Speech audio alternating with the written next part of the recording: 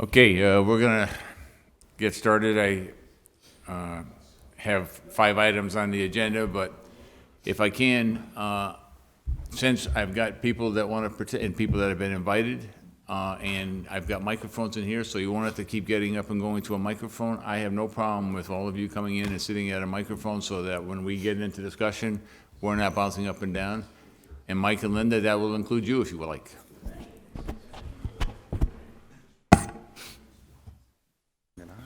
The green light? And just be aware that if you do talk, you put the little button here so the green light goes on. Otherwise, your talk will be null and void. So, I want to call the Public Safety Committee of the City Council meeting to order at 6:37 on February 6th. I'll entertain a motion to do that. So moved. Second, all in favor? Aye. With me is Council at Large, Joseph McGivern, who Eddie Caisse said you're one of the longest elected people. He was looking at pictures, Joe, way back in 1845, you remember? Did you notice that I had hair back then? But I also served with Councilor Murphy back then. I told him I was here 4 years before you, so. And now also walking in is Council President and also a member of the committee, Ward 7, Councilor Todd McGee. So I also want to thank the following people that are here, and Chief Manny Febo, Captain Dave Pratt, sorry. I got John Hart down there. So State Rep Aaron Vega, from the Sheriff's Office, and also Safe Neighborhood Initiative, Eddie Caisse, Principal for Morgan Schools, Steve Mogiel, right? Mogiel, okay. I'll work on that. I know Steve. I want to talk to you, Steve. We've got Dr. Stevens Reich from Superintendent of the Schools and also the receiver, and a guest, Mike Moriarty from One Hoyoke and Linda Pratt, who were at meetings this afternoon talking about public safety issues, and I invited them to come and offer their thoughts and their comments. So the first item on the agenda, and welcome to all of you, and thank you for coming, is introduced by myself, but it was co-signed by all the city councilors at the meeting, and it's ordered that the Public Safety Committee meet with the Chief of Police, the Sheriff, the Mayor, the School Receiver, Ed Caisse, Betty Medina Lichtenstein, Representative Vega, someone from the District Attorney's Office, and Congressman Neal's office to discuss concerns about the recent gun violence. Included in that discussion needs to include the following, and these are kind of the key points. Number one, are there any federal or state grants available to increase police protective services around the schools, especially those impacted by the gun violence, which would include Morgan, Lawrence, and Sullivan schools? If so, how quickly might the city be able to receive them? And the second part, what actions can be taken to improve community awareness and involvement to reduce the violence? So that's the item that we're taking up, the first item. I will say I've had a lot of people talking to me about these kind of things and trying to find answers. I've done some research. I've had people send me documents, and one of the things that I have seen was a COPS program grant, Chief, which I'm sure you're somewhat familiar with, which would require some participation on the city's part. But I also want to start with just talking about, Chief, and I'll let you start, and then I'm going to go into the school situation, if that's okay. But you can just, again, reiterate for the public what's going on, what you think the public should be fully aware of in terms of the incidents that we've had in the last 3 weeks. Okay, well, we had certainly an unusual uptick in violence for this time of year.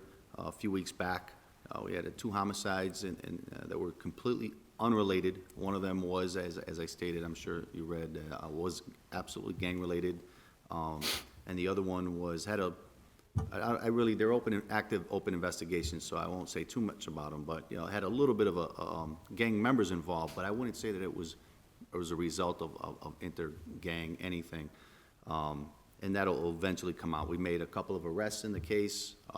There's still more to come as far as arrests. It was definitely unusual. The uptick lasted about 2.5 days. Then things quieted down. What we did on our end is we immediately called out to our state federal and local partners, as we discussed before, Right. for those at home. Mass State Police, the FBI, the Gang Task Force, the FBI, it just, all of our federal marshals, partnerships, and they sent extra people for a couple of weeks into the city. We did extra patrols. The CAT team from the Mass State Police came in and helped us out. So we just pulled all of our resources until we got a handle of trying to figure out, because it caught us short too. We were like surprised. I think things calmed down pretty quickly. Yeah. And we're kind of back to normal a bit. Last couple of days, we had another little uptick in violence over at 173, 177 Elm Street, 365 Appleton.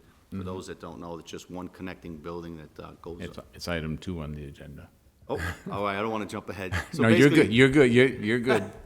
It's all part of trying to find solutions. Yep, all right, so we'll save that for item 2, and I don't want to take all the time, but that's the uptick that we had, and I think it's pretty well under control. One thing I do want to, and I would like you to, when we had the violence in South Holyoke, one of the things, and I want to emphasize to the community that we're all in this together. But when you had the violence and we had the person that was, best way I'll describe it, is executed in the alley, we did not have a good community response to. Well, two parts to that. One, we didn't get any calls, and there was a dozen shots fired. That's very alarming. But as far as community response, their response is how we solved that relatively quickly. Okay. And made arrests and cooperation, and that's how it happens. Why we didn't get calls, I don't know. That's alarming, and it's something we need to work on for sure. Yeah, and that's the point I wanted to make. I mean, and again, they can make calls and be confidential. Yes, absolutely. They just let dispatch know that they don't want to get involved, but this is what's going on. A, B, C, D. Shots fired in this area. You don't even have to know where it's coming from. Right. Just I hear them, and we're going to send plenty of cars to go down and investigate that. Okay, thank you, Chief. And I'd like to ask Dr. Zreich and Principal Mogul, you've both had issues. You've heard them from Lawrence. I'm sure you've heard them from Morgan, and I know you've heard them from your parents. So can you go over the issues in terms of students walking to school or being dropped off at school and concerns that you have had in those areas? Yeah, maybe I'll start and I'll let Principal Mogul speak. I just want to begin by saying, this is now my 5th year here, hard to believe, but every year the relationship with the police has improved and our communication has improved every year, which has been nice to see. And the response, and when things happen in the neighborhood, we're alerted much quicker than we ever were before. So, I appreciate the work that, Chief Febo, I always revert to Captain, but Chief Febo and his team have done to work with us. My concern is the fact that a lot of this is happening during daylight hours and during school hours, and the fact that there are kids outside playing, particularly in the Morgan has had probably 4 incidents in the last, this is now your 2nd year here, but at least 4 serious incidents in and around the school during school hours. Lawrence has, I think we've locked that school down at least 4 or 5 times this year. And again, we know about things right away, and we're able to put our things in motion. Joe Garcia does a great job with us. But, I'm concerned about that. It's also happening now when the weather is cold, and I worry about what the spring is going to be like. So, I think we have just a collective concern about, God forbid, a stray bullet or something happens, to a child, walking to school, walking home to school as they're playing outside. That's something we wanted to raise and have raised, and Steve can speak from his perspective and the impact that it's had on his community. Steve? Thanks for inviting me. I'll reiterate what Dr. Zreich said in regards to a great relationship with the police department. In particular, I work pretty closely with Sergeant Garcia. He's come and responded personally to the few incidents that we've had, a couple incidents we've had this year. And I think the response is pretty tremendous. We work really closely in regards to what a lockdown and shelter in place looks like. Really, the response the day after has been pretty tremendous. We've asked for the police department to be visible, and every time they have been. One thing I want to stress is our students are so young that they actually like that interaction with the police, and they like the police walking through. And every time that the response has happened, what I've heard from parents is, thank God there's police here. Certainly that doesn't get to the point of why are we not communicating early enough from families to the police department to say something has occurred. My concern has been around what's the interaction or what's the leftover trauma for students, and how they have to navigate on a day-to-day basis. I do want to make clear that students feel pretty comfortable at Morgan. When I think about our attendance and how that significantly increased and gotten a lot better, and our disciplinary referrals have dropped, that also tells me that families feel safe bringing the kids inside the building. I think getting to the building and leaving the building becomes like the real significant concern. And we've talked to parents about the best place to be in that neighborhood is inside the school, in particular during the school day. We understand that we run a pretty tight ship, I feel, in regards to safety. And again, that's at the help of the police department, the significant help. So I'm not sure what it looks like going forward. One thing I know is that the response has been great. So how do we go from response to prevention? And I wonder about what the school can do in regards to continue to foster that relationship between ourselves, the police department, and families. Because I do recognize and acknowledge that, as I tell my teachers, we get to leave the neighborhood at the end of the day, Right. and we don't have to deal with what the families have to deal with. So I'm not sure what that looks like, but I'm very open to continued collaboration. But there is concern because we have 3 and 4 year olds who know how to get into a lockdown procedure because they've been through it too many times. And I'm not sure what the next step is. Sure. Thing. I just, in the morning after, or the Monday after the weekend of violence, what was challenging is the police they're strapped. I mean, we asked for more officers. They just didn't have the officers to give us. They obviously had a lot to do in the city, but they're also short-staffed. And we were willing to pay to have officers. We were able to get one for Morgan, but really, I wanted to have a presence outside of Lawrence. I wanted a presence at Sullivan. I wanted a presence at Peck, and there just wasn't enough. Joe did everything he could to find folks, but that's a fiscal constraint that I think obviously the city has. And our parents, as Mr. Mogel, our kids respond positively to the police. I think the relationship is pretty good. I don't feel like there needs to be a police officer in every school. I would love to have more access to officers that we could move around. We have 2 now that are great, and they work really well with us, but we need them at the 2 high school campuses. But it's also about the optics for families, and they feel much more secure when something happens in a neighborhood. And my bigger concern is not so much what happens in the building; it's what's happening in and around those buildings that concerns us deeply. For particularly, like I said, Lawrence, Morgan, and the Peck School area. Okay. Thank you very much. Let me a few points, Chief, that of those kind of concerns that I've heard as well, that they're not necessarily looking for a police officer in the building as much as around the building as kids are coming and as kids are going, because when they're in school, pretty much unless there's something dramatic happening right then. So that's one of the issues. And one of the things that Dr. Zreich and I have talked about, and he was the first one to point me to the COPS grants, was the potential of getting a federal grant, which the deadline for filing is March 11th. But getting a federal grant where they would pay 75% of the cost of every police officer, up to $125,000 per officer, for 3 years, and the city would end up having to pick up the tab in the 4th year.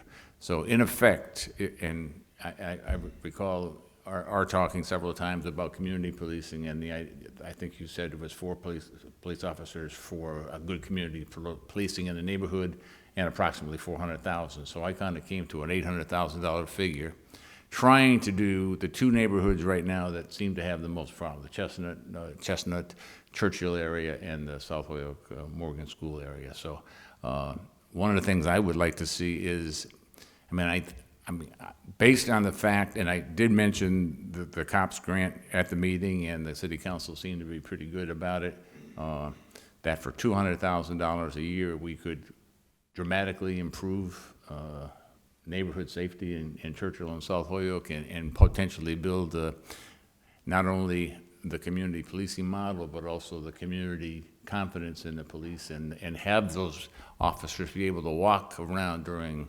opening of school as kids are coming. So that's one of the things I'm hoping that we can look at doing. I didn't get a chance to ask the mayor his thought on that, but my hope is that he recognizes that there's a need. As you said to me several times, you had 106 officers, I think it was 15 or 20 years ago, and we're down to 90, and now you got people retiring. We're gonna be down a little bit more. I know you just appointed some reserve officers.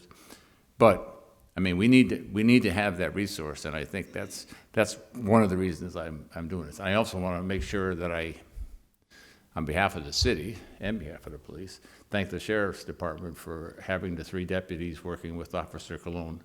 They were at a meeting again this afternoon. They were at the meeting at Morgan School. They were at the meeting at Lawrence School. They're very active.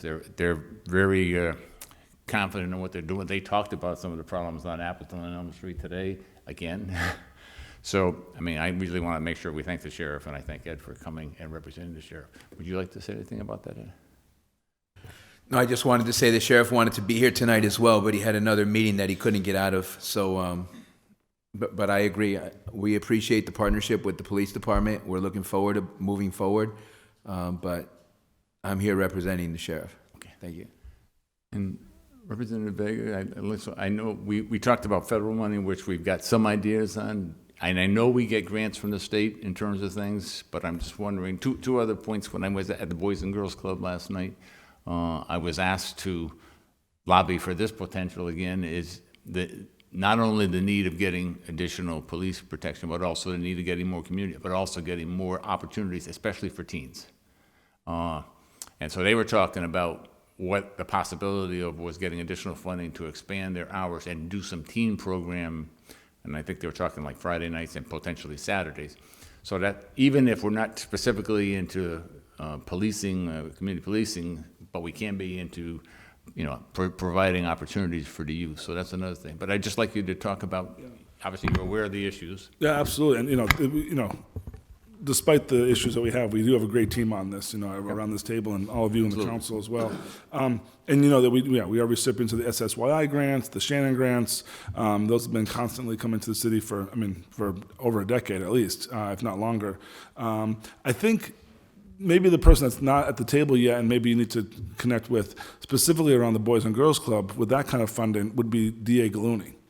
Because he has that fund that he's able to utilize for different kind of programming. And I know there was a time when we were talking about something else a couple years back, and we missed the deadline. He has a grant cycle as well. He has some of that, I don't know if it's seized money or how he gets some of these funds, and it, as does the Attorney General, so at the state level. So, and I think that would be more about not necessarily going strictly to the police department for operations, but more for that kind of programming. And I talked to Eileen Kavanaugh at the Boys and Girls Club as well. So, saying, some way to fund, Friday nights, social events for the teens to be out the streets and to be together and build those relationships would be critical. Because I think, as we've talked about, Ed and I and all of us, we're working diligently on the people that have made those wrong decisions, what we would consider going down those wrong paths, and we're always trying to get them an opportunity to come back. But it's really the work that Ed's doing with the next generation.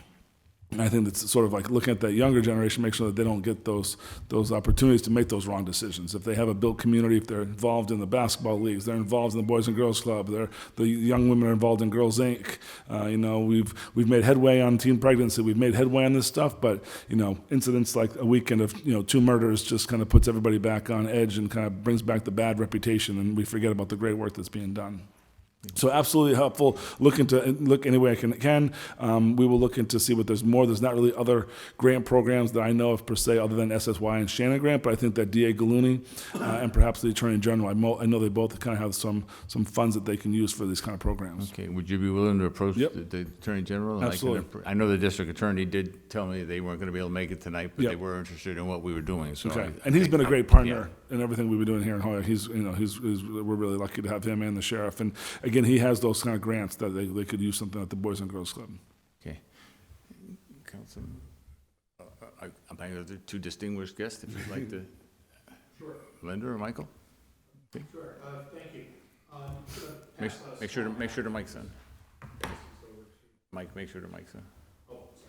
Yeah, thank you. I'm going to pass out a map to discuss some work that we and partners in the Chestnut Street area have been involved in for a couple of years now, and quite some time before that. And for folks who can't see the map I'm just passing out, this is something we're calling the Chestnut Alliance footprint. So we are just one partner. We're not actually the leader or the organizer of it, but the Chestnut Community Alliance was formed with the combination of a group Wayfinders had put together and the Sheriff's Office had put together in several years past, and they combined forces a few summers ago. And one of the reasons we needed to be there is that we had observed a tremendous uptick in the amount of drug crime and violence that was taking place in this corridor along Sargent Street between about High Street up till you get to around Manny's Market or Walnut Street. And we own two fairly large buildings in that area, and we committed to being a part of this because we knew if, as a nonprofit property owner, if we're not part of the solution, we are actually part of the problem. Wayfinders looks at it the same way. And it is two separate groups of meetings that take place. One with folks who've done leadership training courses and have just responded to community outreach from both the Sheriff's Department and from Wayfinders over a long period of time, as well as Kelly School. A number of Kelly parents attend these meetings. A number of the meetings take place in Kelly School. More recently, we've also had a set of meetings during the day where we're trying to build more of a collaboration with landlords, and just today we're talking about engaging building owners. But it's in one particular footprint in Holyoke that we've agreed to look at. And so it runs from the entryway of 391 right up along the Hope 6 project until you turn onto Beach Street. And then if you go down Beach Street to Appleton Street, turn the corner down there, and then I guess you drive the wrong way on High Street, but once you get back to 391, you'd be at the place you began. And that's about a 2-mile perimeter. And so we've made an inventory of who all the owners of properties, both commercial and multifamily and single up to 4-family are. We've reached out to as many stakeholders as we can in this neighborhood, and we've heard just a tremendous quantity of stories and issues that people have experienced. And we see two areas where there's a lot of problems. One runs along sort of the Elm Street area, starting over not far from the Veterans Park area and just going all the way in until you get to the area of Lawrence School. And that seems to be marked by a great deal of vagrancy, seems to be, as you might experience if you're, say, at the McDonald's drive-thru where you might often get panhandled. There's a great deal of prostitution activity and other human trafficking that we see taking place in that area. We know there's a drug trade going on there. And what's most problematic about that is this seems to be taking place in the morning. So we're looking at this from the perspective of Lawrence School, which is almost squarely in the middle of this footprint. And so coming from that part, coming from the sort of northwest into Lawrence School, you have this really difficult situation in the morning. Our buildings are located on the other side of Lawrence School, more southeast, and those are, again, that corridor on Sargent Street where there is a park that is just very problematic. It's an open-air drug market during most of the season. Buildings nearby have been taken over. We have experienced this in prior years. You have to have a strategy and be extremely proactive and have communications with your tenants to even learn in a timely manner that this is taking place and then to be able to approach it. I'm happy to say right now that we don't know in our entire portfolio that we've got an active drug dealing situation, but that can change in 5 minutes. So we always have to have that strategy in place. What we're finding in the landlord meetings is we're meeting with the folks who understand these strategies, tend to be larger scale property owners, tend to be folks who are more proactive and more mindful of trying to have a safe neighborhood. Really for the private landlords, for the benefit of their own investments. For us, it's a mission issue. So that's been something that's been ongoing for a long time, and these meetings have gone on and will continue. There's been a lot of community activity. One Holyoke CDC was particularly affected by this evening of violence because first, it was one of our maintenance workers who discovered the murder victim across the street from Morgan School at one of our properties. We also are pretty nonplussed that there could be a number of rounds of gunshot within that close proximity to our building, and there'd be no calls. We do have a sense that a lot of people in the neighborhood have spoken to us, or our residents have spoken to us about, they're desensitized to gunfire. They don't assume that means somebody's in grave danger, and they hear it a lot. And so, at some point, folks just disengage. And we are communicating with our tenants, trying to encourage them, don't do that, because look what happens. The very next night, it was adjacent to another one of our apartments up in that Sergeant Street corridor where the next corpse was found. So we're present at all the meetings, as we've discussed with Councilor Murphy. We're going to pull together a meeting just with our staff and probably with the counselor to, just give the best information that's available right now, offer some tips, but just to let them know. If someone who had been murdered was found on my yard, I'd be pretty distressed. And that's happened to 50 families that we rent to, and we're cognizant of it. We're extremely concerned about it. But I'm equally concerned, and this goes to the schools and it goes to the center of our mission. We're, as an organization, really mindful of what trauma does to families and children and what impact that has in a neighborhood. And we know that when something like a violent incident is witnessed by a child, their test scores, if they see that and there's a test the next day, there's studies on this, their scores go down. They need some days to process and recover. It's like they're losing educational time even if they show up. But if you think you're in a violent place, are you going to show up as often? Are you going to look for reasons to not go into a place where you'll feel unsafe and threatened? And this is the challenge for both Lawrence and Morgan schools where we have properties. These are compact school zones. Most of the children in both of these schools actually walk to school most of the year, which means it is a safe environment. They do have staff that knows what they're doing, but you got to get there first. And we are working with the Pioneer Valley Planning Commission to try to find some different grant funding to assist with safer routes to schools models. But we think we have to go much deeper than we've done in Holyoke before with this, when it's a safe route to school, because we want to make sure dangerous intersections are properly covered, or that we can encourage kids to go to school because there's a bunch of people moving in the same path, as has been done at Kelly and Sullivan School. That's one kind of project. When you're actually trying to comfort people when the danger and the sense of a high level of crime is legitimate and real, it's a very, very different amount of treatment and commitment that has to be made. And so we're working very hard at trying to participate in that. And we are but one of several community organizations. The Housing Authority has been very actively involved, Valley Opportunity Council, all of whom are part of our nonprofit community that are providing affordable housing to people. This incident that took place yesterday, equally gravely concerning. And you may recall that there was another daylight shooting incident in the morning, took place up at Beach and Sargent Street earlier in the school year. This one was probably too late for most kids at school, thank God, but the Beach Street one wasn't.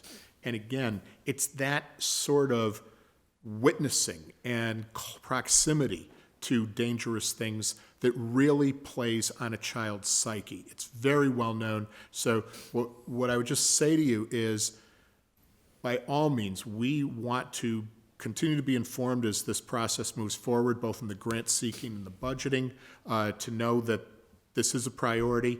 But we also want to advocate that the resources go here where we know the problems are most chronic, the problems are most severe, and where we think the biggest impact can be had. Okay, thank you. Could I just, Linda, I'm going to give you 1 minute, I'm going to give you a chance, but could I just ask you, Steve, after the body was discovered, obviously you must have some students from that apartment building. Did a particular group of parents or kids come to you and note that, or was it just like they just came to school or didn't come to school? In regards to the most recent incident? Yeah. No, so we weren't alerted by any families or there was no real discussion. I think there's something to be said for desensitization as well, because I think there's this kind of, I've had a mother tell me this is just what happens in South Holyoke, and very okay and comfortable with it. I don't want to say comfortable, but just reserved to the idea that this is just the reality that they live. We have not had families come forth. I think also it's important to note that we understand that it's very interconnected. I think about in regards to the spring incident, what happened right by Morgan, there were many students who knew that person. And while that was a very different interaction in regards to he caused some of that ended up happening, there were many students who know. And there are families who tell their children, you can't talk about it because I don't want to get us into more trouble. So what we try to do is over inundate with support immediately after. And that's something the schools are working on too, is how do we get to preventative measures? Because sometimes we find ourselves to response and like try to talk to the kids immediately after versus how do we get them to do preventative measures?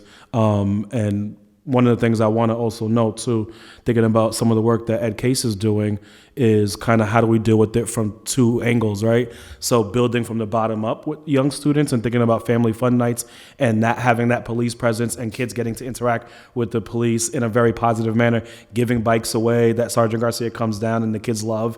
And then how do we deal with the current reality of where we are and get into that prevention mode as well. Not sure, but very open to continued collaboration. Okay, yeah, it's got to be all of us, that's for sure. And if I can add just this one bit of information to that, one of the reasons you may not have had an immediate reaction within the school committee, our staff member discovered this some period of time after the school day would have begun, and it was on the back side of the building by an alley where actually the response with the police vehicles might not have been seen, so, and on a Friday, so it might not have been heard about until sometime afterwards. Okay, good point, thank you. Linda, would you like to offer any thoughts? I don't really have anything additional to add. I would just say, as a member of the Chestnut Community Alliance, I live by Pulaski Park, so I walk through this corridor several times a week. And I know that the Family Engagement Coordinator at Lawrence School is extremely concerned about the mental health of the students there and the families, maybe not knowing what resources are available or knowing how to even seek out resources. Some of them, I think it's because English is not their first language, and there are a number of reasons, but I would just echo that I think it is a real concern for that school as well. Thank you. Thank you. Just thank Yes, you sir. for saying that. I mean, Principal Horahan couldn't be here tonight, but Lawrence is really struggling as a school. Their homeless rates are the highest in the city. You know, between 35 and 40% of the population is homeless at Lawrence School. And not surprisingly, we have the most, challenging mental health and social emotional issues in the district right now at Lawrence School. And I know how challenging, we have challenges in a lot of our schools, but Lawrence, this year, and really for the last 2 years, we've seen the rates of chronic absenteeism really increase. And Morgan, it's not for lack of strong, leadership on the school's part. They have some of the strongest systems. So it's the same principal and the same Right. Parent engagement staff that had some of the best rates a few years ago. It has to do with, I think, what's happening in the community and their population. There's a lot of shelters that feed into Lawrence School. And it seems that number has risen. Others of you may know better than me that those numbers have increased more recently. I am very concerned about that school, and there's some significant inequities around even how our student. We have needs in every school, but we're talking a lot about how do we provide more resources to Lawrence because it's clearly the neediest student population that we serve in Holyoke right now.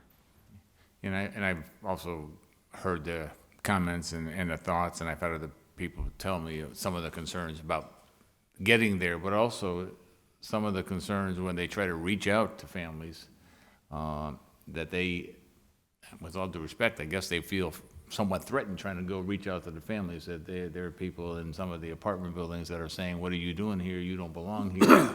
And, I know she's very dedicated, because I tell you, when she told the first story, I thought, wow, you are a very brave woman.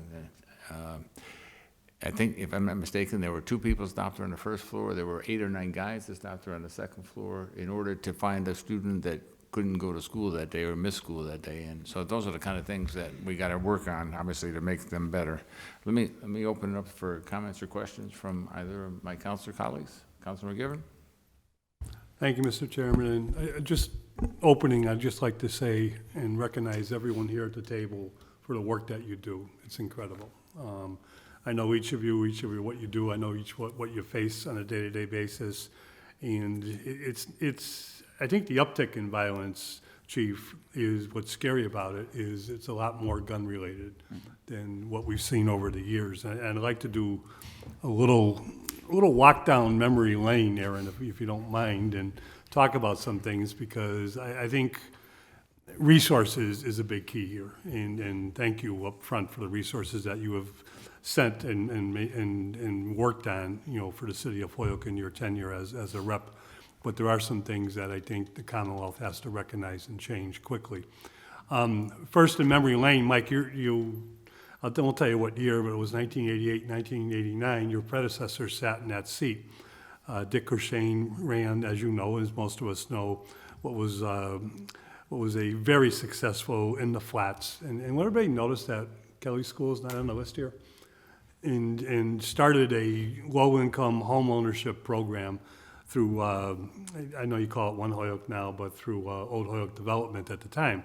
And it was tremendous, still considered a very successful program, which had a lot of resources, both from the state and federal government.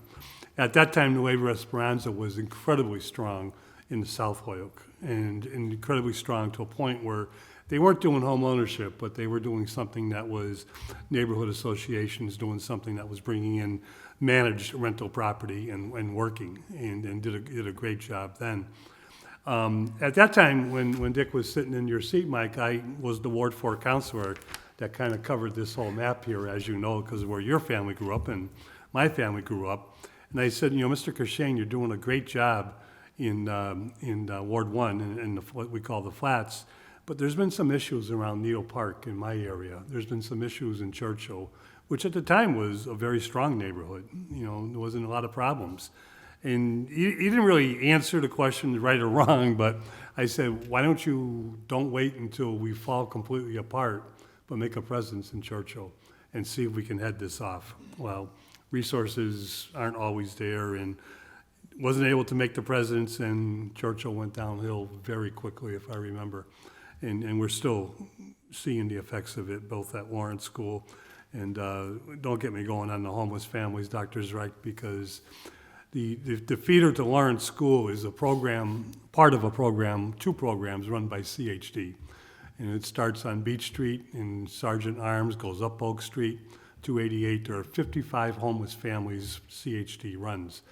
2 smaller ones on Sergeant and Walnut Street all have families, homeless families, mostly single parents with 2 families per apartment, 2 or 3 kids per family. And the sad part, wonderful program, some issues, but wonderful program. Families are being shipped from Boston into these programs. Not the Pioneer Valley. Never mind, we exchange homeless families with Springfield. But when the wait list is up and a family is in need from Newton, when a family is in need from the eastern part of the state, they take the first opening in Holyoke. And now we have, and the schools do quite a job with homeless family students, we have to take care of them. I don't get it. We thought the hotels were an issue. This is a bigger issue. Now, you talked about gun violence. Chief, can you remember last year, maybe late the year before, 288 Oak Street, does that ring a bell? Yes. One of the biggest drug busts we've seen in the last 2 or 3 years in the city. A commend, the drug task force, commend our police department. 288 Oak Street is the middle of the family shelter. Now, 288 only is half run by CHD. The apartments that were being used, that were raided, were private apartments by the landlord.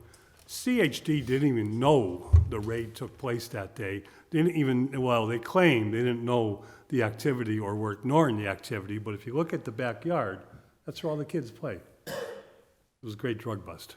Took a lot off the street, still a little bit active in the area, but I don't get it. Why a management company running a family shelter isn't concerned that drugs are being sold in their backyard. I mean, these are the issues that our students deal with.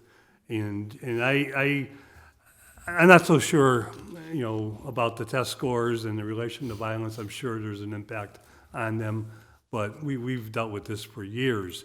I'll tell you, a little bit after the Dick Corshane story, Marty Dunn is mayor, and AMAQ school was still open, a wonderful school at the time. And I was in New York with the mayor, our auditor, our treasurer, trying to fight for our bond rating at Moody's. And Marty got a call and said, not Sheriff Coaching, but Sheriff Ash just took over the Armory. Headlines. Jail was a little overcrowded at the time. All right? I won't tell you the blood pressure of our mayor, how high it hit. And I won't tell you that at 4:30 the next morning, he had us in the car back to meet the Hampden County Commissioners and to say, how dare you take over the Armory? Learned a lesson 2 days later, and I don't remember her name, but she was remarkable. Principal of AMAQ said, no, this is not a bad thing.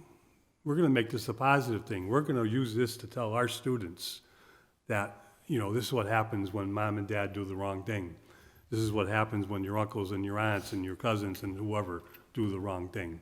That's a jail, okay? Learn from your mistakes, but that's a jail, and that's where they go.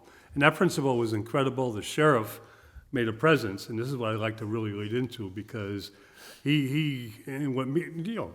Mike always had a way of doing things, He brought extra of his cars, cruisers, so to speak, patrolling the Armory, became patrolling the neighborhood. And Chief Feeble, I know resources are always a question of what we can do, because you cannot put a police officer on every corner, and I'm not sure if we can, not in the city side budget with the resources that we have, put a police officer in every school without help. Mm-hmm. So what was different back then? Aaron, I think you know where I'm waiting to too, and I say this knowing that you just led the charge on Chapter 70, and finally the Commonwealth woke up on monies coming into schools. But back then, local aid was divided between Chapter 70 and straight local aid. And our straight local aid went right to police, fire, and somewhat to the DPW. DPW also had Chapter 90s for infrastructure. And we were able to complement the resources in our police department necessary to do the things we needed to do in these neighborhoods and try to curtail, whether it was gang violence, a lot of it related to drug sales. I mean, if we're not talking about the high school this evening, Mr. Chairman, so I want to go easy, but, the saying's been in Holyoke is that our kids don't use drugs, our kids sell drugs. And our police department has to deal with a population that comes to Holyoke looking for drugs and then leaves. And I know that because my real job, although I think I've been spending more time here, is next door in the courthouse as a probation officer. And I get the kids from Greenfield, and I say kids, I mean they're younger adults that come in, that come from South Hadley, come in to buy drugs. Their supervision may leave, but we still have to oversee them because it's a Holyoke case, because our police department made the arrest probably for possession because they came here to buy their drugs. Shannon Grant is wonderful, but that local aid was a lot more useful than the Shannon Grant, because the Shannon Grant kind of ties the chief's hands in how he uses it. Part of the Shannon Grant is used for restorative justice in the high school. Steve, you know how I feel about restorative justice. Mm-hmm, mm-hmm. Right? If that's the only discipline in the high school, I mean, another story about memory lane. In 1971, I played a basketball game for Holyoke Catholic in Springfield. We went into that it was the eeriest basketball game I've ever played in my life, because we played at, it was either Commerce or Springfield Trade, and it was a good game. It was a very good game. The only people allowed in that gym that day was the teams, 2 coaches per team, 2 refs, 6 police officers, and the person doing the score. Things haven't changed much. Something's wrong if that level of our kids coming from the elementary schools to our junior schools to the high school, we have to worry about kids playing basketball and not letting adults go watch that game because of what's happening. We know what's going on. Everyone here knows what's going on. The resources need to come in. And why do the resources need to come into a gateway community? Because we didn't create poverty. Poverty is shipped to us. Poverty comes to us. And we service poverty, and we do a pretty good job at it. But the old way was you break the poverty cycle by economic development, by providing jobs, by education, and keeping the kids off the street when they're younger and giving them positive things to do. And get the family out of the poverty cycle and bring the family, into the rest of the mainstream of being able to provide for their family, being proud, and the values come through the family, not through the schools.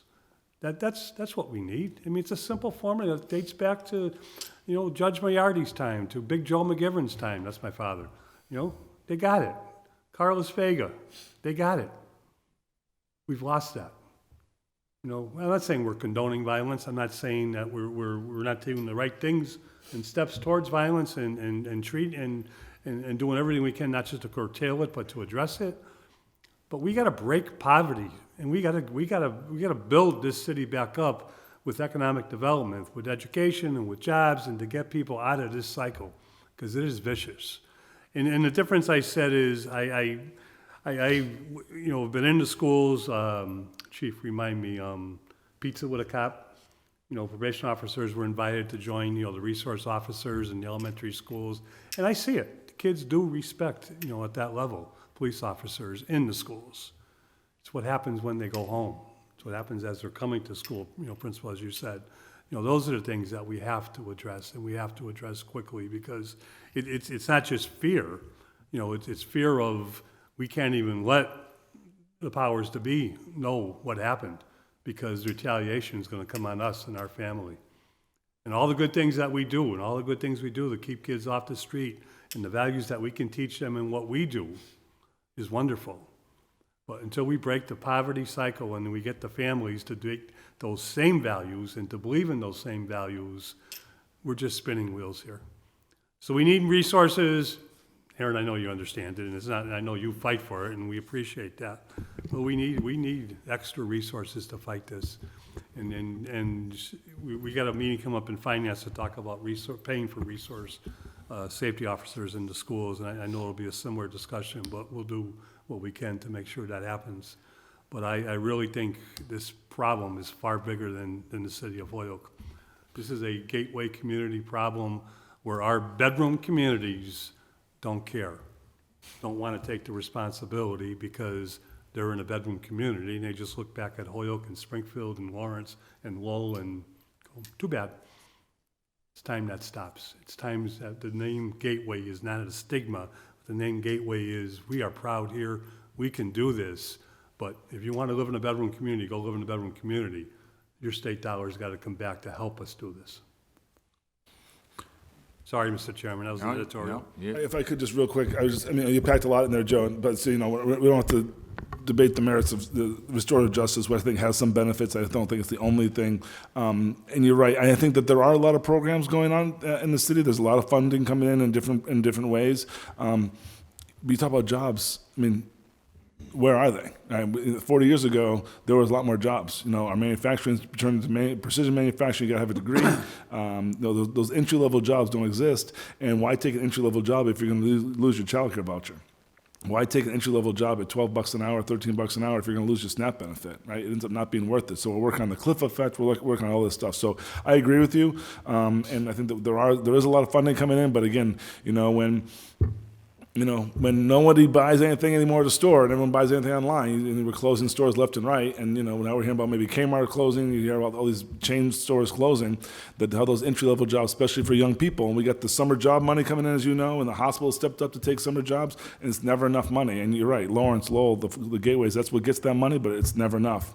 The one thing I would say, if it's helpful, because when I was sitting in that seat with you. We dealt with the hotel issue, and we got it changed at the state level. We needed that data.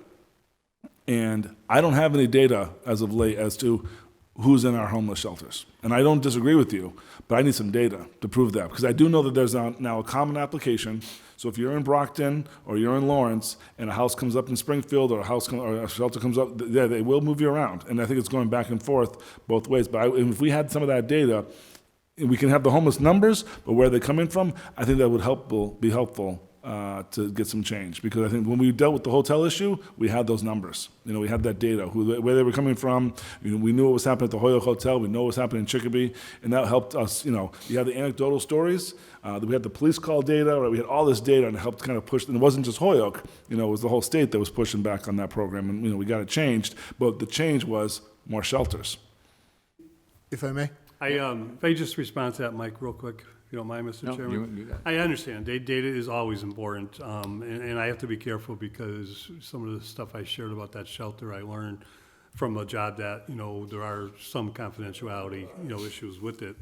I'm not gonna tell you names, I'm not gonna tell you what I know, but the reason I found out about that shelter and the reason I found out about where, I don't know percentage, but where a number of families came from, is when we got a transfer in for supervision, and I had to knock on the door of a sex offender and find out he's living in the middle of a family shelter, and then find out he came from Boston.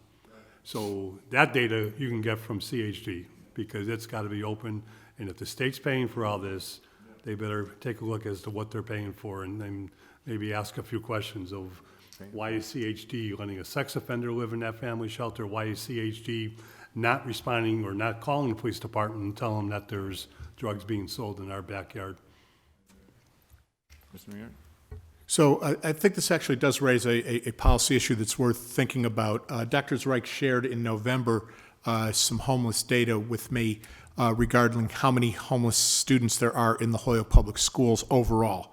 A third at Lawrence, but nearly 10% of our entire student body. So if we have about 5,200 kids, there are about 520 kids who are homeless. But they didn't just report them as homeless, they reported them in different categories of homelessness. And one of the most striking things when I looked at that was that you have people in hotels, fairly small number nowadays, people in shelters, which was combined about half.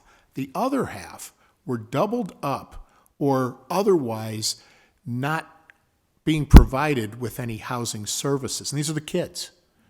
So it is very likely that a system will place people from wherever into these units. And meanwhile, we've got local people losing their homes and not having those resources available for them.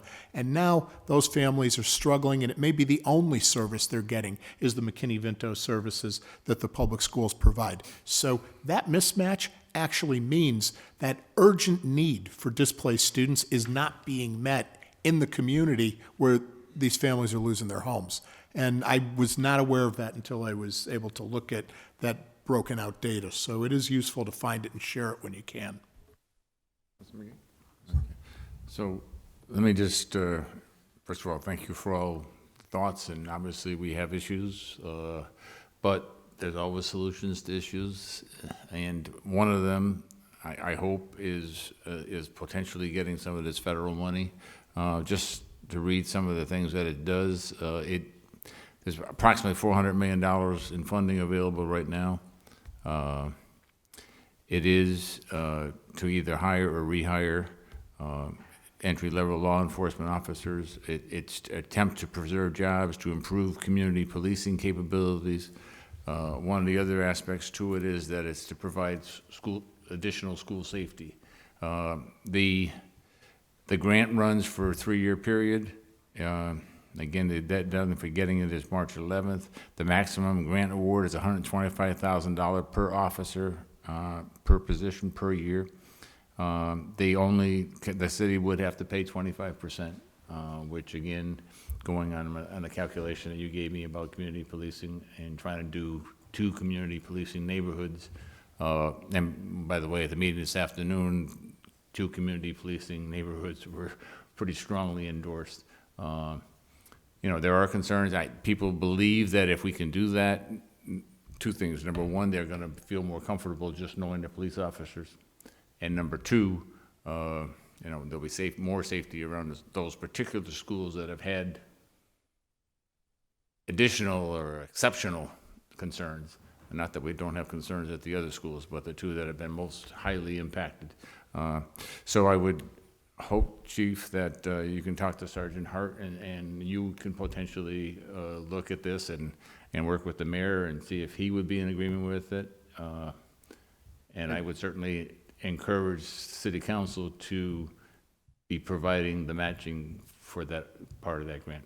Okay, I just want to throw it right out, Yep. nice and transparent about the grants. The grants are, there's a lot of pluses to them, but they all have strings attached, and you got to be very careful which grants you accept. I just spent a couple hours this week responding to a department, DOJ, and explaining why, because I got informed that it looked on paper like, we have to keep 90 officers, but you're always chasing that tail. So I had to be very clear that we were trying to get there. It's just a matter of the only reason we weren't at that all the time is because, the academies and then waiting to hire, things like that we're always chasing. It's not that the city went below 90.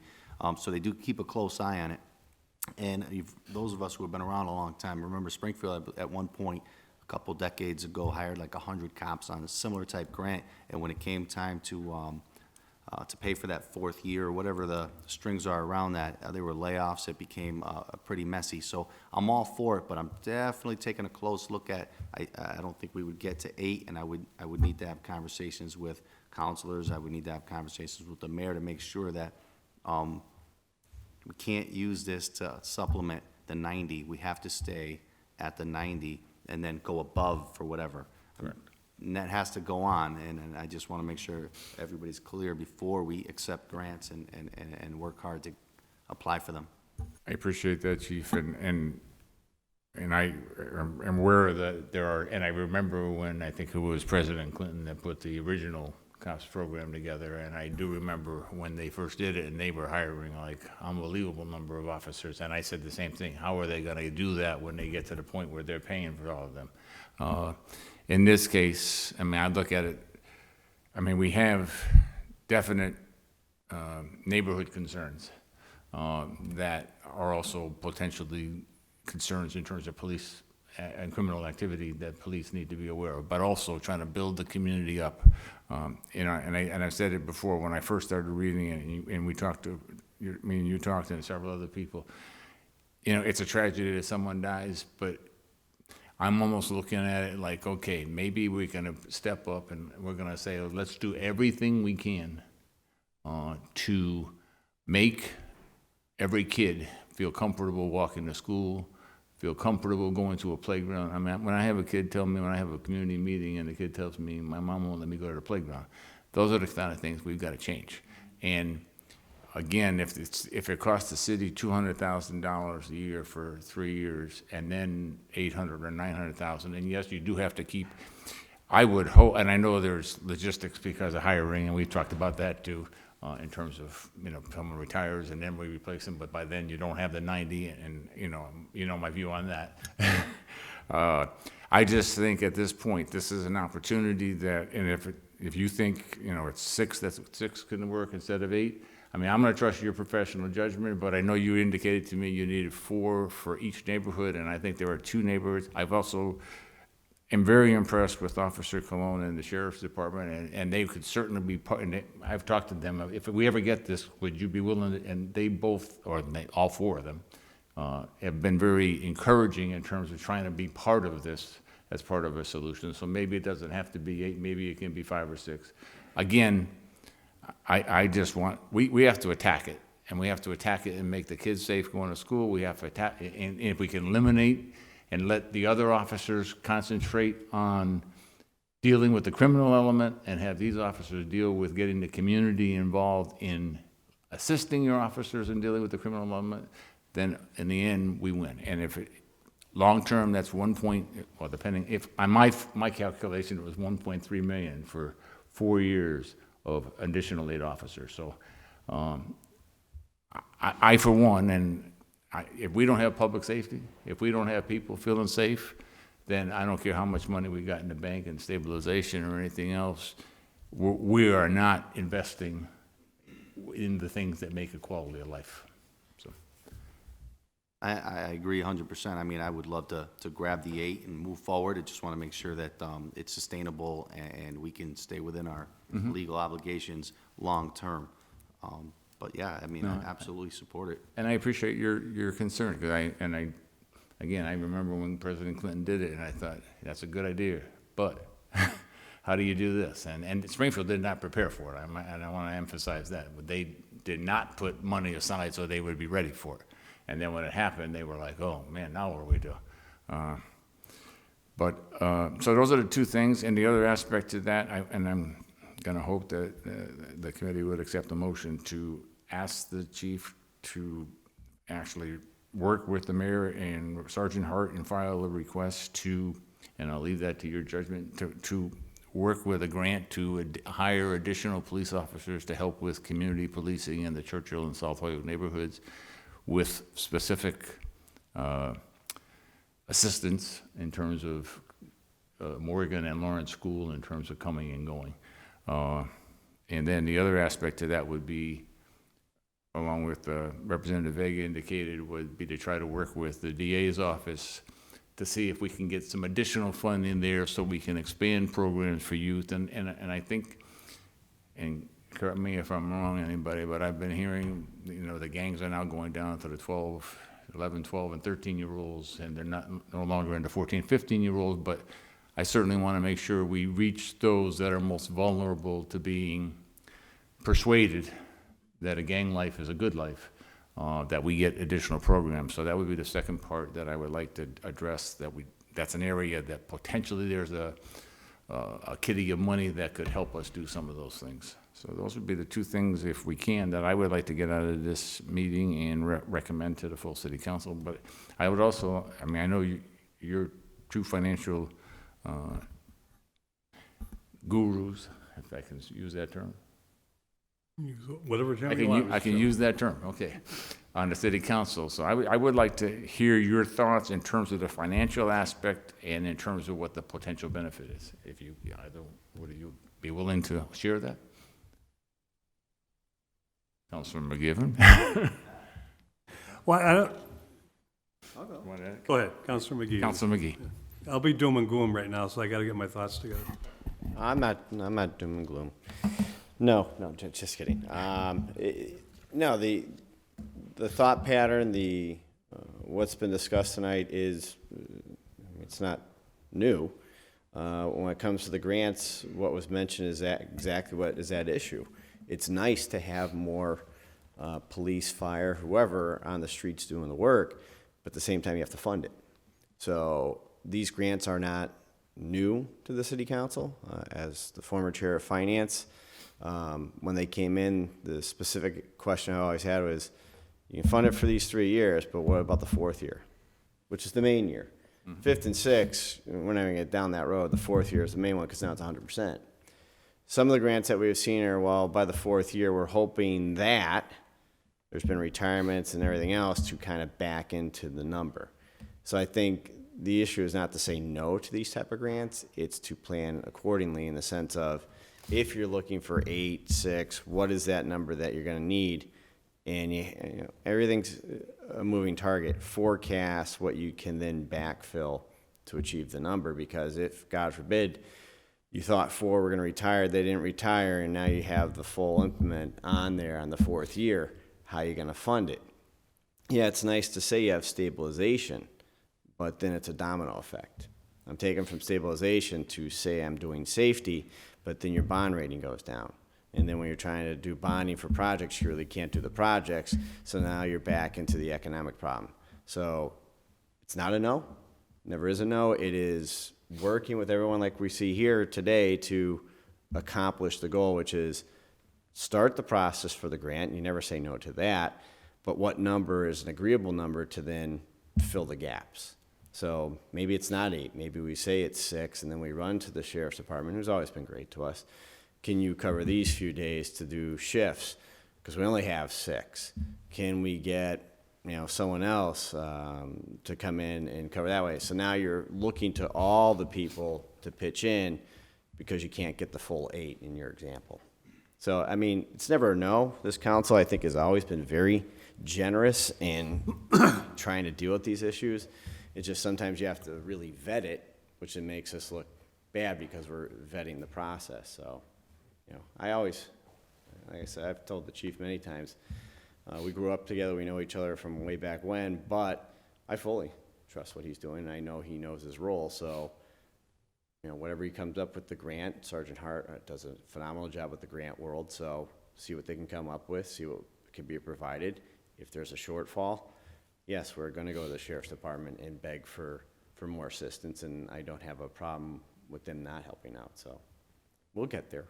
Okay, thank you. Councilman McGivern? Well, let me look at the council. Yeah, please. All right, he's deferring you to. Go ahead, Chief. Thank you, sorry about that. Yeah, just to touch base on one more key part of the grant is we have to be very, very careful. Like, it's not as easy as putting in for 8, because here's a problem that we found out the hard way just within the last year. If you put in for 8 officers and, you apply and you get awarded the money for 8 officers, and now you really look at it and you take a real good look at it and go, we can't support it, whether it's for that other 25% or we just don't have the staffing levels because of retirements or anything else. And we go back and we say, thanks for giving us the money for 8, but we can only take the money for 2. That's so frowned upon. They put us like in a, let's just say a bad boy list for the grants, and it can affect all of our other grants. So we really, really have to be careful. So the reality is even if the opportunity to apply for 8 is there, we probably would be shooting for around 2, and we've had conversations about that, and it's because of all of the realities that come with the grants. Would I love 8? I would love 8. Could we sustain it? I would need a commitment ahead of time for that 25% because it adds up really, really fast, and it's just pretty complicated. As far as the sheriff, I'll say something about the Sheriff's Department right now. The Sheriff's Department has been Sheriff Coachy, a phenomenal partner, as Ed Caisse for many, many years. We have in this city, Sheriff Coachy has given us, in the last year and a half, we have 4 full-time sheriffs working along, 3 with our grant officers, and 1 full-time sheriff who delivers court processes for us, which we used to do. We used to tie up for 2 shifts, day shift and 4 to 12, delivering summonses, 209As. Now we have a full-time sheriff. And we're grateful for it. Frees up one of our 6 line cars. So great partnerships with the Mass State Police gives us, I call Major Habel. Anytime I need anything, he sends over the CAT team, gives us anything we want.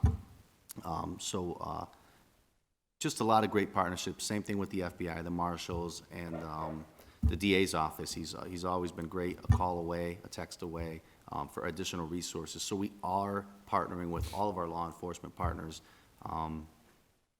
Just wanted to add that. No, I for appreciate those at home. Councilman McGivern? I think Chief Peebles is right on target with strings, and when you hear strings attached with grants, it's not the restorative justice I'm talking about. Shannon grants like $125,000, I think, goes towards restorative justice.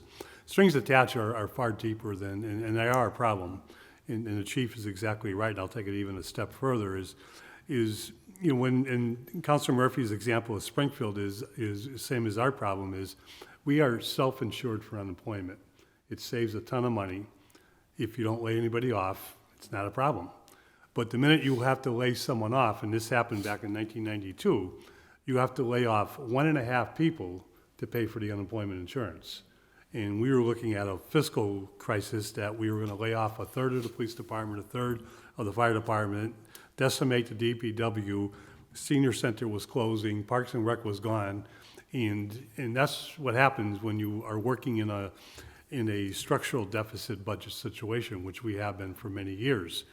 Now, 90 is on the books. We have not funded 90 in years, so it makes it even harder when you get a grant to say you got to keep 90 officers there and add 8 officers to the 90. We don't have 90 officers because we don't have the money for 90 officers. That's what the ordinance calls for, and we need 90 officers. It's not a question of need, it's a question of paying. The other strings attached with a budget we just learned over the last 5 years is the Department of Revenue looks at budgets with grants a lot different. I don't know if they do it, Dr. Zreik, in the schools, but they look at very closely the deficiencies at the end of the year in the budget. And we're gonna have a meeting about this in 2 weeks, but we were told we had $1.7 million in free cash in the middle of this year. It was used to pay for deficiencies. Not all of it deficiencies, but deficiencies. Part of it was the Shannon grant, but part of it were other grants. And it wasn't just the police department, where the accountability of the grants weren't there, and the DOR said, you paid for this, or you didn't pay for this, and you know, there was a shuffle game. And that's how we ended up with, luckily, we had new growth in single-family home sales, and they let us use that to get us through the rest of the year. We just passed a contract for superior officers, fairly negotiated. It's gonna have an impact on your budget, you know, because there's no other money out there to come in. You know, we've all but exhausted $750,000 that we gained, you know, with deficiencies in the budget from the beginning of the year. And if grants have those monetary, you know, strings attached, it's what happened in Springfield. They're just getting over that. You know, Dominic Sarno hired 100 police officers that they lost that grant 4 years later, and they had to lay off people because they weren't prepared for it. I think with the police department, fire department, we do a better job preparing for when the grant dries up, for how we're gonna handle it by watching for attrition and watching for retirements, but that's always a timing issue. Our insurances are, you know, they go up every year. Health insurance, benefits, the 25% Manny's talking about is just, it's scary, you know, and the money that we raise is limited by our 2.5% in new growth. And if we don't get that local aid, if we don't get those resources, and I'm a firm believer, I love grants, Aaron, but I'm a firm believer if lottery, local aid, and money comes in, we know what to do with it. And we got the managers that know what to do with it. And the less strings attached, I think, the better we can do. We have the school department managers that know how much they need it and what to do with it. But we need those resources desperately, and we got to cut some of those strings because eventually they just strangle us. Okay, so entertaining a motion.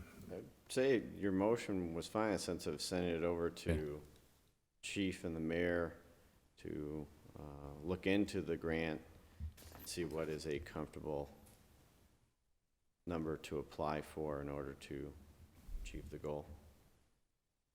Make a second to that motion to Okay. both, that the order was complied with and that we do just what Okay. our chair suggested and forwarded to the mayor and to the chief. Okay, hang on one second. I'm just writing. I don't have that computer stuff like these young guys, you know. I have a pencil and eraser.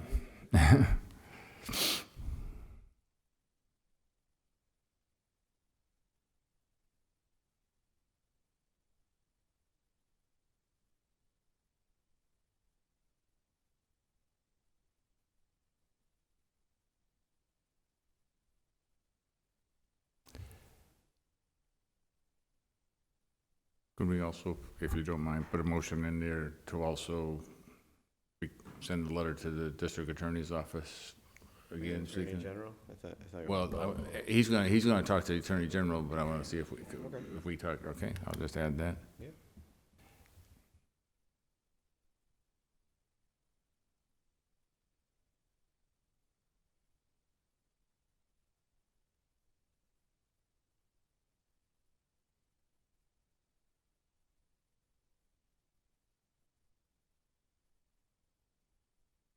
And I'm gonna do it more aimed towards teens, if that's okay.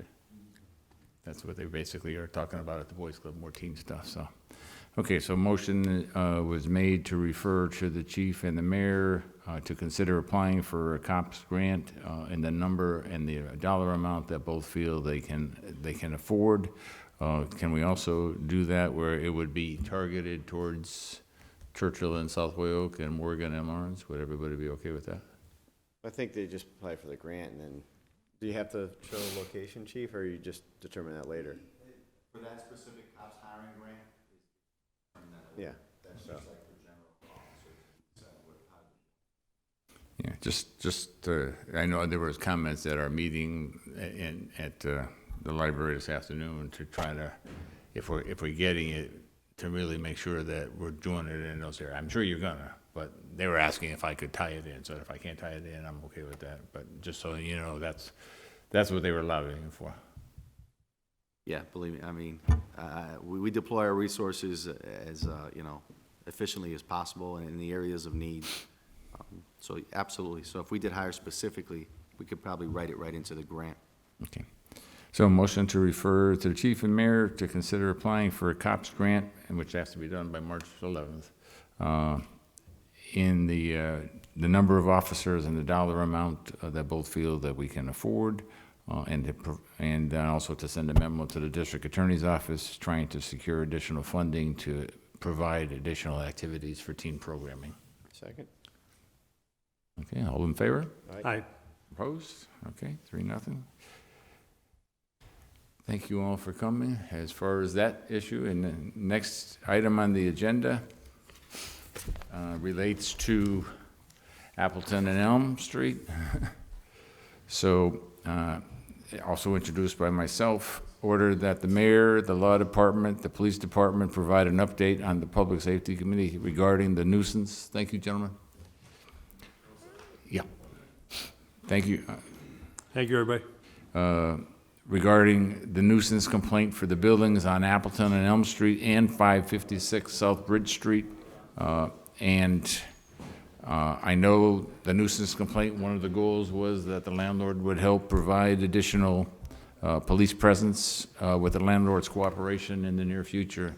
I know the city solicitor has been not feeling well, and she indicated she could not make it, but Chief, if you can go over those properties, and I know we're still having problems, and I know Officer Cologne and the sheriffs were talking to me today about some issues there, and I'm going to have to go a little farther into this, but one of the things they were talking about is people covering the cameras that were there, and they just put sweatshirts over the cameras so you can't see anything. And then there was, you remember what the other one was? There was something else they were doing. Oh, turning light bulbs off. It's doing everything to make sure that you can't see what's going on. So if you can give an update on those buildings and what's going on, and do you know anything more about what the law department has been doing in terms of the nuisance complaint? I am not sure what they're doing on the law. I know it's come up from the law department. I know when Paul Pear was here, he did a lot with trying to, I don't know how you crack the whip, so to speak, and get the Windsor Realty, who owns Appleton and Elm. His name is Lucian, but he goes under, his company's under Windsor Right. Realty. He owns, I think, just about every major problem property we have in the city. He owns some blocks up in Essex and Walnut, 50 West Street, 41, 43 Mosier. He owns all the Appleton and Elm blocks, 177, 173, 365 Appleton Street. Yeah, I mean, I don't know how to say it. He's just not a great landlord in the city. We reach out to him regularly, ask him to, if he's willing to hire a detail, work with us. He just says he can't afford it. He says no. At one point, when City Solicitor Paul Pear was here, he put enough pressure on him to get him to put key fobs on that Appleton and Elm area, those 3 blocks. He put key fobs, he put cameras in, he gave us access to the cameras. He hired details, and we just round the clock took care of that and calmed it right down. The minute the pressure was off, somehow our access to his cameras were like the code was changed, or I'm not great with but whatever it was, the passwords were changed, we were denied access, and I personally reached out to him. I was a captain at the time, and it was just excuse after excuse as to why, he's just, if you speak to him, I've spoken to him for many years, he just sounds like he portrays himself as a victim. He's not a victim. I'm not a lawyer, but my opinion is that the city should find a way to not allow him to buy any more buildings. At one point, let's just say, I don't know, 6 or 7 years ago, we started having problems at 427 South Elm, and we were like, boy, Captain Pratt here, you see you do, he's a lot of problems, and we're saying, what's the problem? We found out that he bought that building. We had problems with it for a few years, and then it's quieted right down.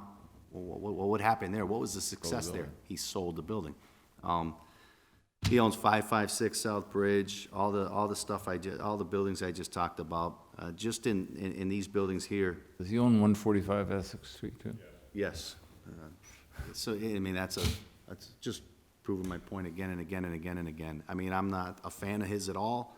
Like I said, if you invite him in here, he'll sit here, if he comes, and he'll tell you that he's a victim, he's doing the best he can, and all of this nonsense, and it's just, here's the deal, when somebody gets convicted of dealing drugs and arrested for dealing drugs, you gotta move them.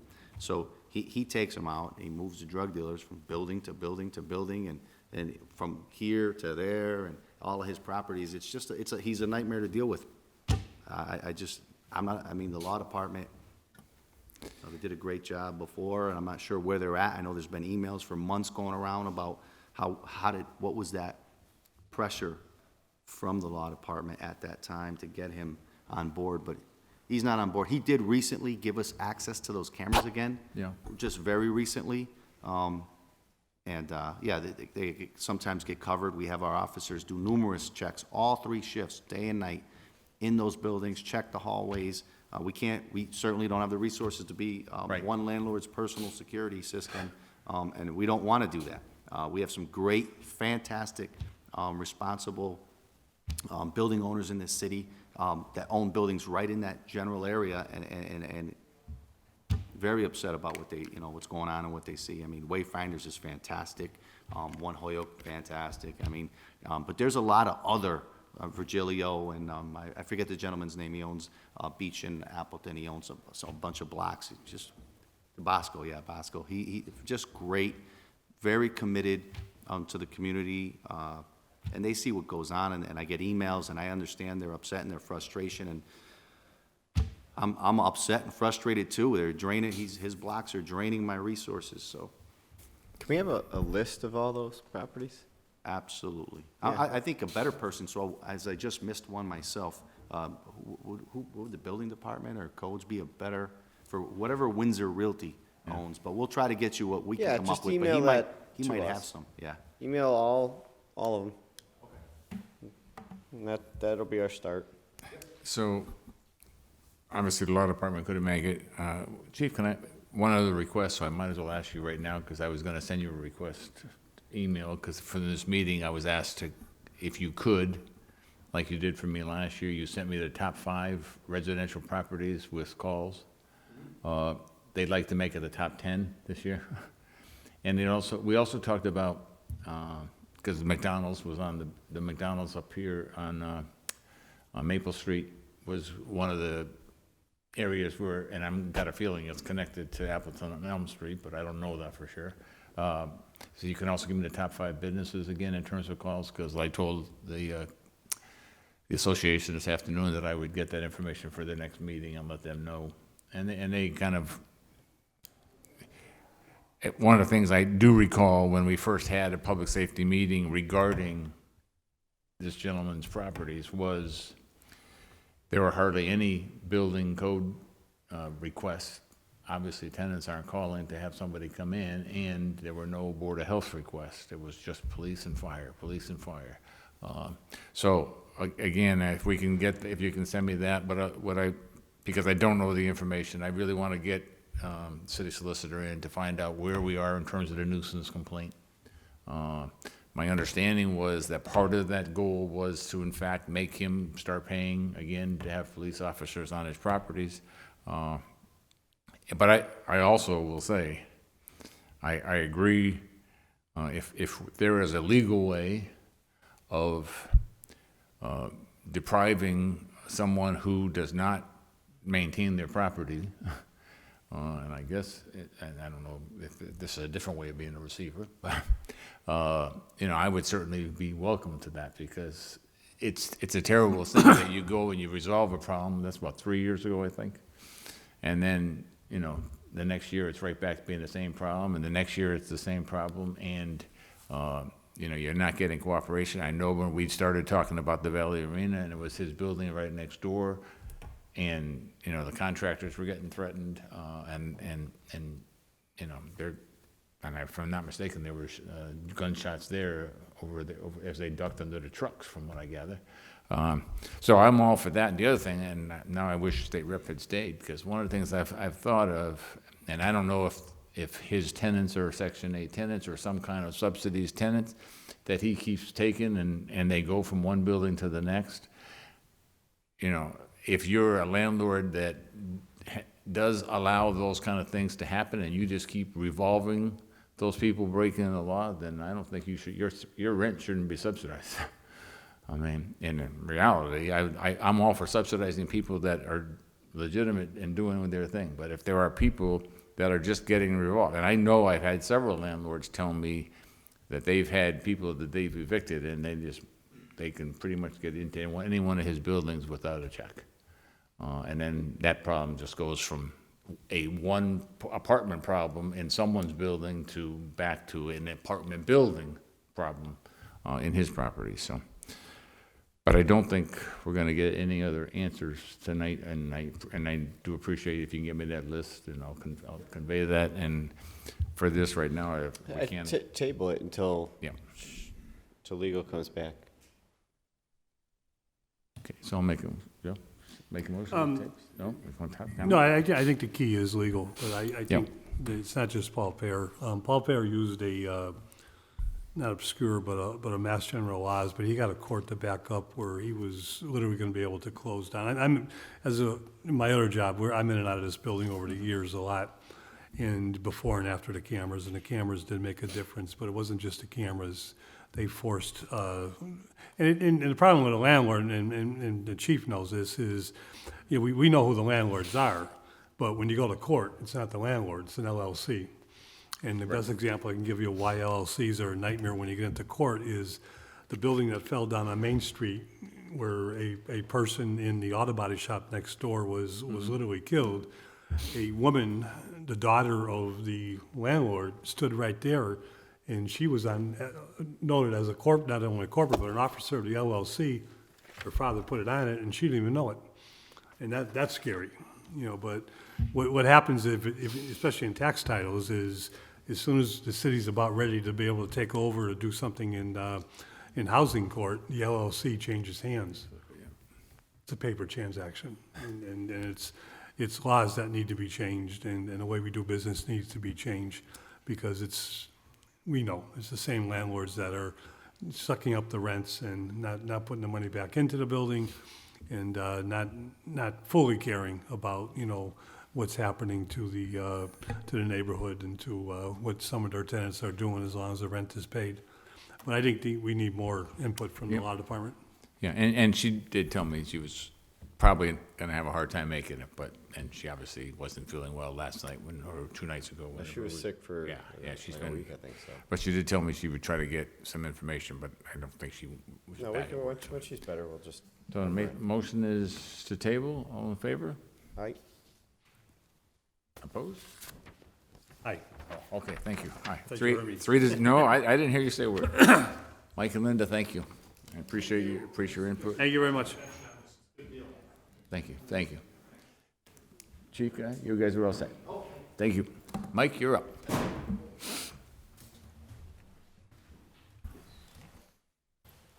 Thanks, Mike. How you doing? Chief, Captain, thank you very much. Appreciate it. Won't come out, huh? What's that? Okay, what time? Okay, let's just try to move you as quickly here.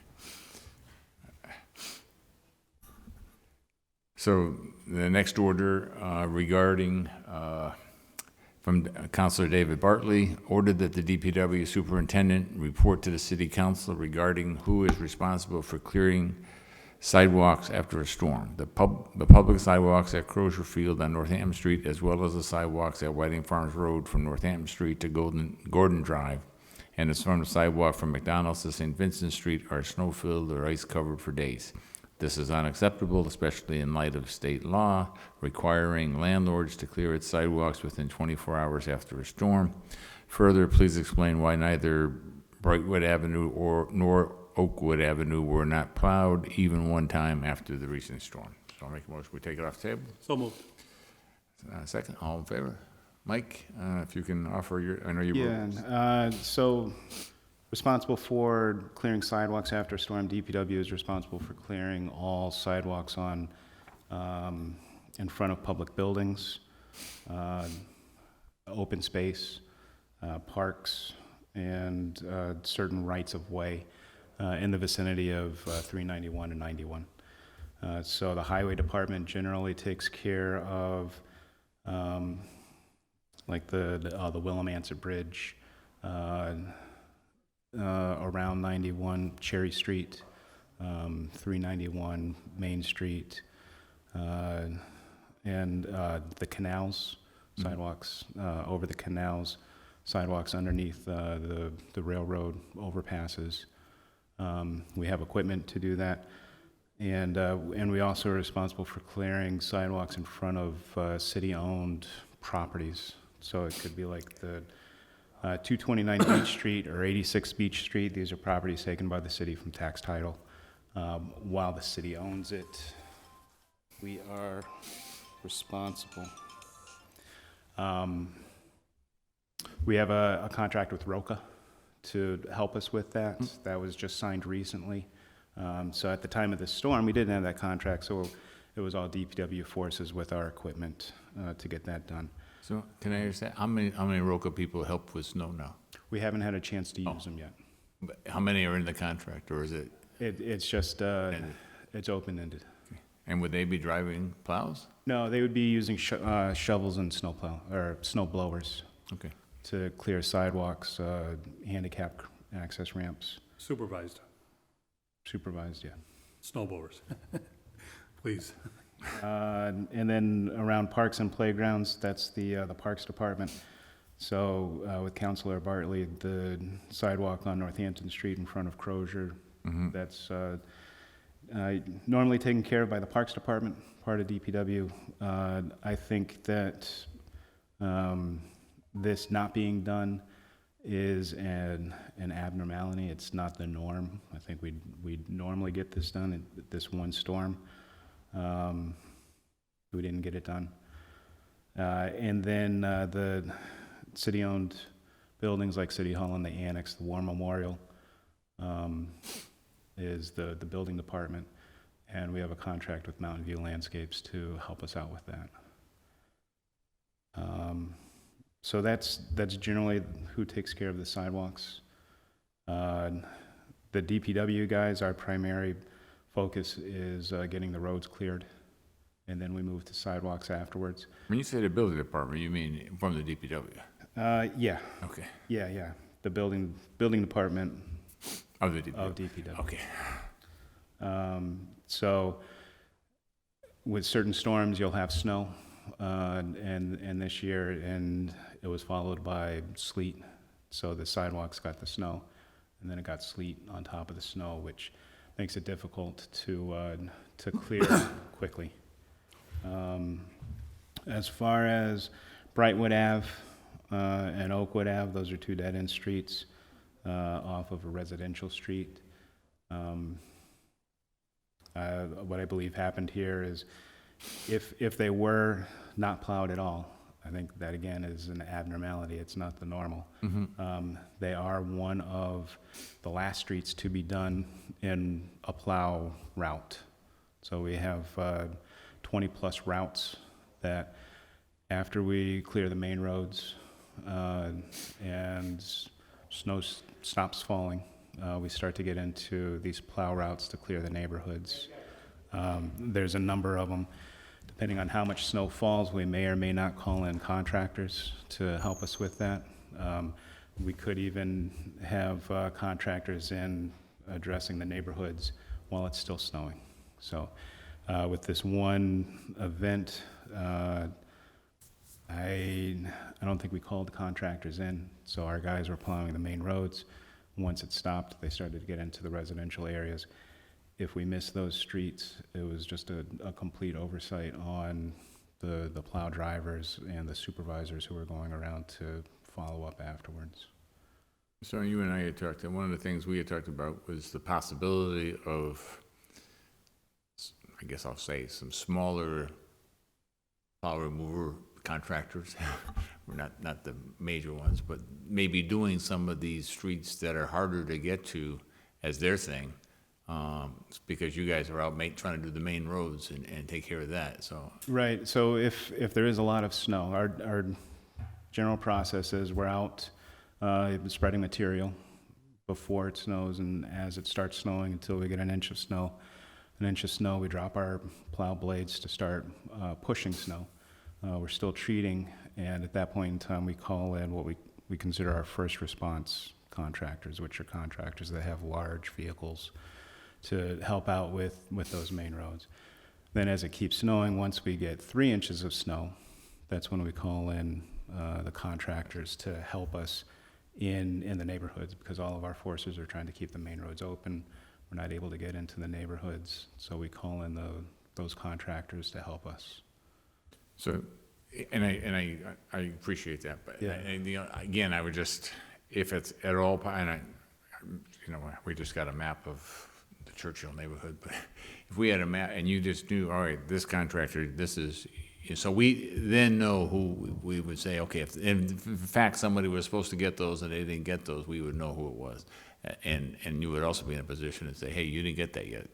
Right, which we do. So when we do call the contractors in, we give them route maps. They know which routes they have to do. And we know who's assigned to which routes, so that if we get a call, we can say, hey, you guys didn't get Oakwood Ave. Okay, so do you know if that was that a DPW or was that a This was all private DPW. contractor? We didn't have contractors for this storm. Okay. Yeah, Councilor I Gerber? know I gotta leave, Mike, I'll be real quick. Yeah. On the plowing, contractors or not, they're still DPW responsibility, and I think that's always been pretty good, because I think you know who the good contractors are, and you find out who the bad ones are, and you don't call them back with your supervisors who are out there. Just a thought, and I think you guys do a wonderful job, is keeping your main arteries open is a big part of it, and the bigger, vehicles certainly are necessary. There comes a point in every storm has its own identity, that the neighborhoods have to be opened up to get safety vehicles in and out. And, I don't know what that point is, but with Hoyoke being built on the side of a mountain, Bemis Heights, my neighborhood, some other neighborhoods, there's only 1 or 2 roads into them, and it's all up or downhill. And if there isn't at least a lane open, and God forbid an ambulance or a homeowner has to get out to the ER, or a fire truck has to get in, something, has to be, kept in mind with, that I think just has to be kept in mind with or without contractors, that neighborhoods have to be at least open. Clearing them, comes maybe after the storm, but being open is important. And don't get me wrong, you guys do a great job. Difference of snow and ice, we just had our 3rd employee go down in the last 3 months in the courthouse because of the Suffolk Street deck. Once again, the stairs, the sidewalk, the access, after getting in and parking isn't a big problem outside of that machine. This is not what this order is about. Smile, I'm not gonna talk about it. But Mountain View didn't treat the stairs again, and it was I know. an inch of ice, well, 1/4 inch of ice, that's all you need. But it was enough. It was enough to cause an accident. Last year, we had no problem at all with Mountain View. Yeah. Absolutely none. So this year, I'm not sure what's changed. We're working on them, trying to find answers. Last year, they were proactive. They would have guys out at 3 o'clock in the morning treating, Yeah. sanding, salting. This year, we're not getting the same level of service. And I've seen them, because I've seen them work with the courthouse employees in the plaza, and I've seen them, working hand in hand on the streets and all around them. But, and I mean, the first storm, I remember, I think you told me there was a little bit of a misunderstanding to Suffolk Street, and that it was, their responsibility. But today the person who went down today was a bar advocate, a lawyer. She went down pretty hard, if you don't want to see her leg. But if you could just talk to Mountain View, especially ice, there's got to be some pre-treatment. It's not just removal after the storm, it's pre-treatment, because the courthouse doesn't close. It rarely closes, because we're considered essential state employees, like the DPW, and we have to show up even if City Hall is closed. The courthouse is probably going to be open. Thanks. Okay, Councilman McGee? Do we have a contract with the outside vendor? With The Mountain sense View? that- Yeah, Yes. well, whoever, I don't. Yeah, we have mention a names. contract with Mountain View to handle snow and ice removal at the train station, City Hall, the annex, and also the 2 parking garages. And does it have a clause in the contract that say, you have to do stairs, this? Yes. And if you don't do this, and this, we're gonna recoup some of our cost? I'm not sure about that second part. I'd We like did to see that. We did a site walk with them before. We said, this is everything that you have to do. So They site were walk on- is done with them at the Before the beginning of the year. season, Okay. before they gave us the quote to do the work. So this is the work we expect you to do. Does it go out to bid?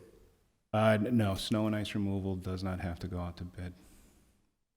So why did we just pick them over anyone else? Because we've had exceptional service from them for the last number of years. For a long time. Yeah. Yeah. It wasn't even a question with their service, but this year we have to get to the bottom of why it's not working out. Because I emailed you about getting them, or not getting them out there, but someone getting out there to do it, because I did get the picture of the injury. Yeah, And and we got once the again, call. it's a lawyer. From the parking deck? Yeah.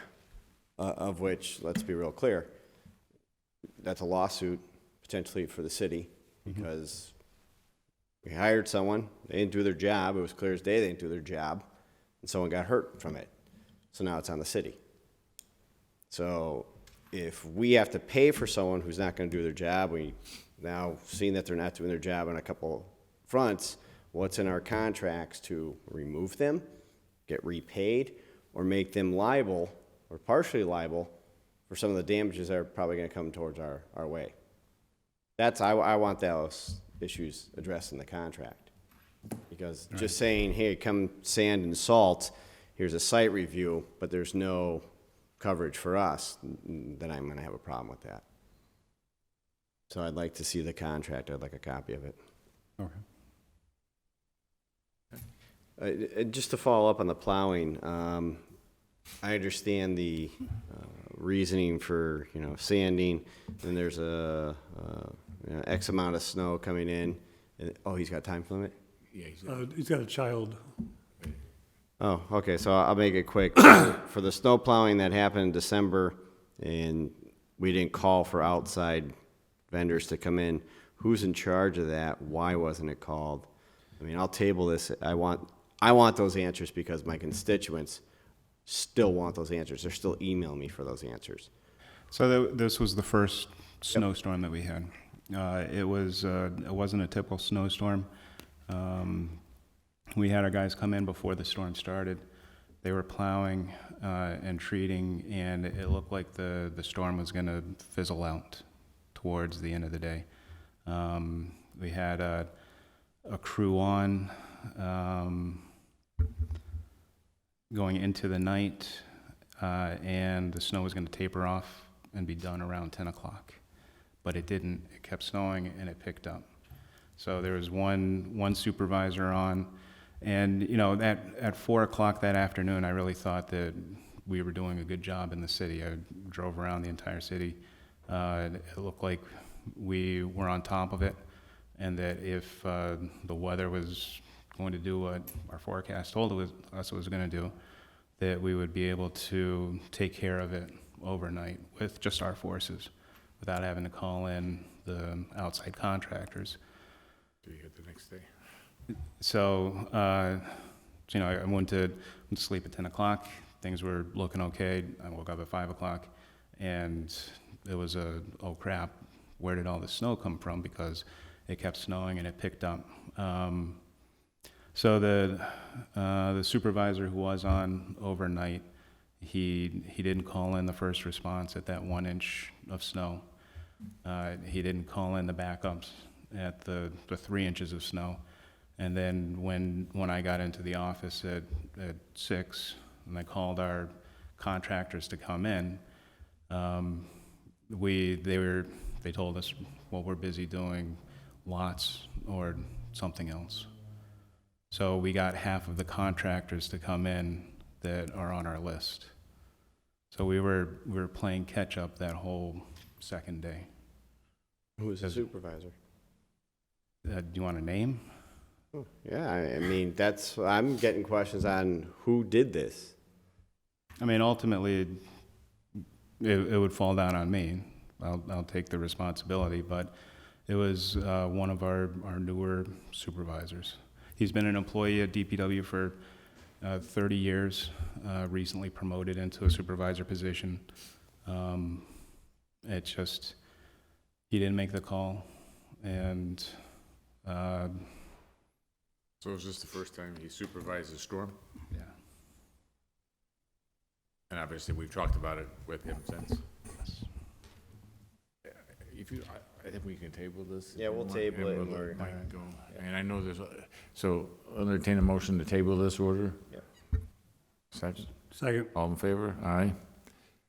So, Mike, you can go ahead. And Thanks, Mike. The other, the other two orders that I had on the agenda, Councilor Lisi is sick, so her order was that the DPW work with the city council to develop a process for residents to request tree pits on city sidewalks near their home. There may also be a fee associated with the process. Since she's not able to make it, I would suggest Take that we also just table. table that. All in favor? Aye. And then the other order is introduced by myself, Terry Murphy, that the city engineer considered the possibility of constructing a speed bump on South Bridge Street adjacent to the Valley Arena Park. There have been several incidents of drivers speeding while children were crossing the street from the park. I'll just take it off the table for a second, if that's okay. Yep, motion removed from the table. And I'm gonna suggest eventually that we table it, but again, this is a case where we had the new playground put up there, and I swear it's like we put the playground and people decided to drive faster. Is it I know I'm trying to think of the street. Are there houses? Because with Yeah. speed humps, you need Need a petition. the petition, but there's been ways around it, and I'm not sure, like, the street and its location, in the sense of, do you really need the petition? So I guess that's what we're trying to. So we have 1, 2, 3, 4 or 5 houses on the opposite side that were part of some redevelopment that took place quite a long time ago. Then there's a couple of apartment buildings, and then there's an apartment building that we just talked about next to it, that's not in great shape. But what's happening is, and one of the other things that's gonna, part of the South Holyoke Homes project is they're talking about getting a walkway from Vega Park directly across to Carlos Vega Park. And what is, and I didn't have any complaints until the playground was built. And once the playground was built, obviously there's more kids that were going there, and, you know, they were playing basketball, the ball goes out in the road, those kind of things were going on. And, you know, there were 2 or 3 vehicles. I mean, it was almost as if they were trying to see how fast they could go when they were going by the playground. Now, I don't know what their strategy was. I know I called the chief, and he did send a cruiser down, and I think one of the people was apprehended or given a ticket. But then right after that, I get some other calls about the same kind of thing going on. So I just wanted, I know the engineer said he was going to take a look at it and let me know if whatever we could do, and he was hesitant to think that could be done. But, I mean, right now, it's a potential, because there's stop signs going on up Hamilton, but not on that part of the bridge, and they move pretty fast. And then they go right through the stop sign at Sargent and Bridge Street by Morgan School, which is another issue.